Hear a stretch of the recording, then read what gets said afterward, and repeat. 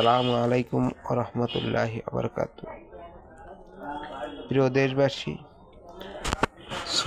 ছোট্ট কথা বললে দোষ, না বললে নয়, তবুও বলতে হয়। আগামীকাল যিশুর জন্মদিবস। খ্রিস্টান ধর্ম বলেদের সারা বিশ্বে জানাই আন্তরিক শুভেচ্ছা ও অভিনন্দন।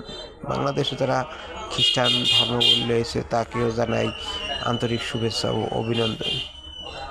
তারা তাদের ধর্ম পালন করবে, তার জন্য সরকার সকল প্রকার সহযোগিতা প্রদান করবে। পৃথিবীর ভিতর মানুষের দুটি জিনিস বিপজ্জনক। রাসূল সাল্লাল্লাহু আলাইহি সাল্লাম খুতবায় উঠে হাসান আর হোসেনকে ধরে বলেন, একটা হলো তোমার আহলে পরিবার, আর একটা হলো তোমার সম্পদ।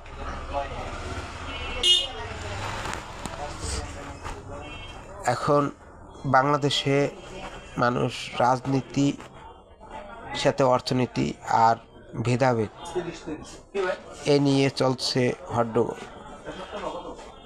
রুমি ফারহানা উড়া জানি না, তিনি জাতীয় পার্টির সাথে যোগ দিতে জাতীয় পার্টির সাথে যোগাযোগ করলে তিনি বলে জাতীয় পার্টি থেকে নির্বাচন করবেন। যদি করে ভালো, জাতীয় পার্টির জন্য শুভ কাঙ্ক্ষা রইল। জাতীয় পার্টি দেশের উন্নয়নমূলক কাজ করে অন্য দল যা করেছে দীর্ঘ 32 বছর তার চাইতে উন্নয়নমূলক কাজ করবে এবং পাশাপাশি দেশ ও জাতিকে একটি উন্নতশীল দেশে পরিণত করবে। মসজিদ, মন্দির, উপজেলা, সিটি কর্পোরেশন আর চাঁদাবাজ দুর্নীতি থেকে মুক্ত থাকবে, তাইলেই দেশকে এগিয়ে নিয়ে যাবে।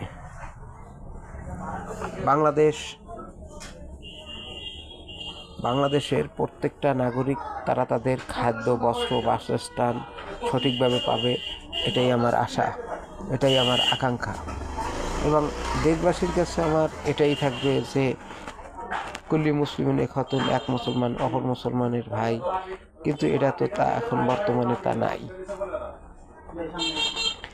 একজন মানুষ আর একজনের শত্রু সবচেয়ে বেশি, কেউ কার চাইতে পক্ষে নাই, সবাই একে অপরের বিরোধিতা করে। কারণ কি? রাসূল সাল্লাল্লাহু আলাইহি সাল্লাম মানুষ হত্যা করে কখনো ইসলাম প্রচার করেনি। আমরাও এ থেকে বিরত থাকবো। হাদিকে হত্যা করছে, এটা জঘন্যতম। আবার আরেকজনকে হত্যা করবে, এটাও জঘন্যতম। মুজিবের ফ্যামিলিকে শেষ করছে, এটাও জঘন্যতম। তারপর জিয়াকে হত্যা করছে, এটাও জঘন্যতম।